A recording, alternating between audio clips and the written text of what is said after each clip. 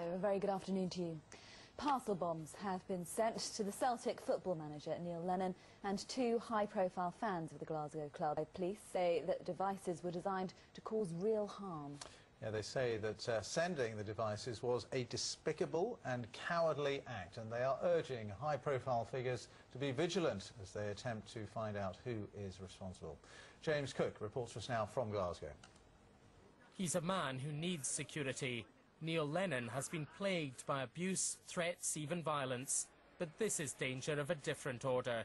Two parcel bombs addressed to the Celtic manager, designed to maim or even kill. They were found in postal sorting offices in the west of Scotland last month. Trish Godman, a Labour politician who supports Celtic, was the next target. A device was delivered to her constituency office, where staff called the police. And on Friday, a bomb intended for Paul McBride, a QC who's represented Celtic and Lennon, was intercepted by the Royal Mail. A major police investigation is now underway.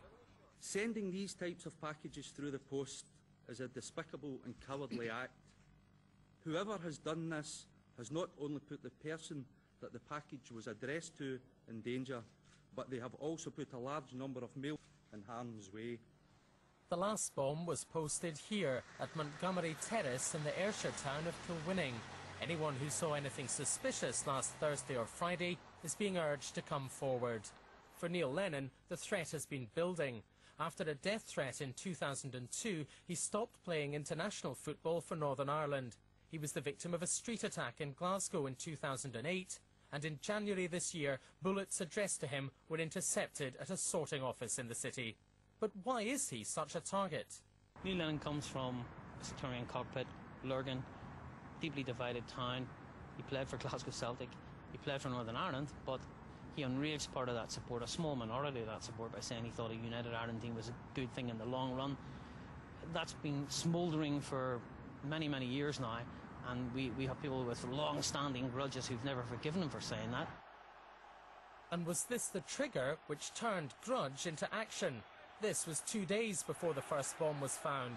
Neil Lennon and Rangers assistant Ali McCoist being dragged apart after a game which led to hundreds of arrests. For many, this has all now gone too far. Is firstly unite to condemn such actions, but secondly, just to have a renewed determination that all of us in Scotland are not going to allow our beautiful game of football to be besmirched by people who would seek to abuse it for their own pathetic and dangerous prejudices. The appeal for calm is urgent. Celtic and Rangers meet again in 4 days' time, Easter Sunday. James Cook, BBC News, Glasgow.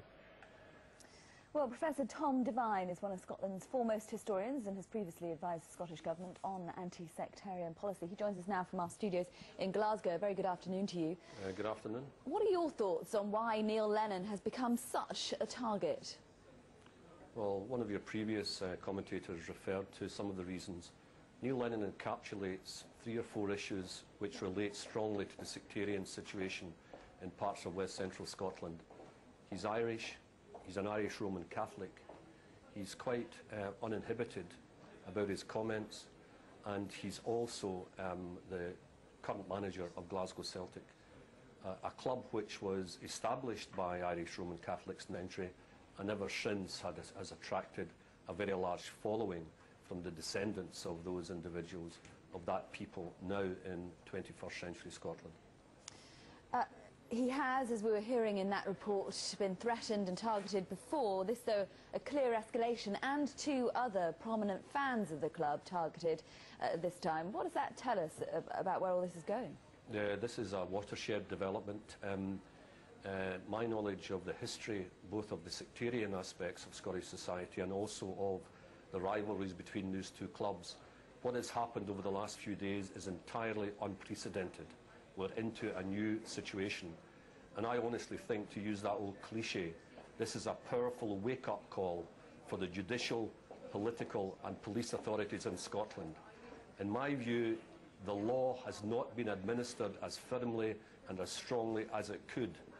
In a recent game, the League Cup final, there were many thousands of fans singing sectarian chants which are illegal in Scotland, a collective act of breach of the peace. And the police on that day did little or nothing about it. You have previously advised the Scottish Government on anti-sectarian policy.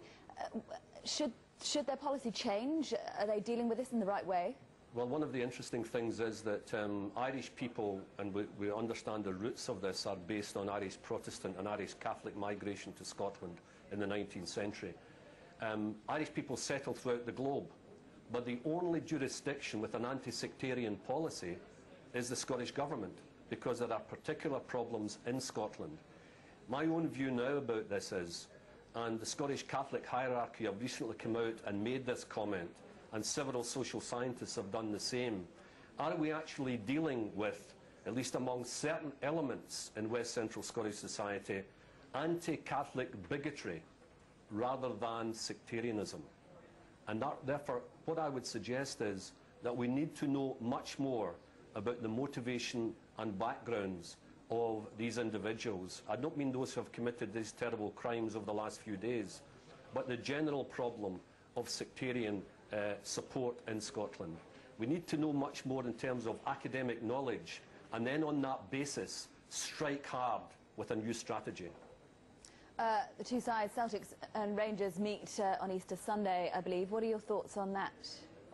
Well, it couldn't have been a worse coincidence, because your viewers may not be aware that this is one of the tightest championship races between the two clubs in the last few years.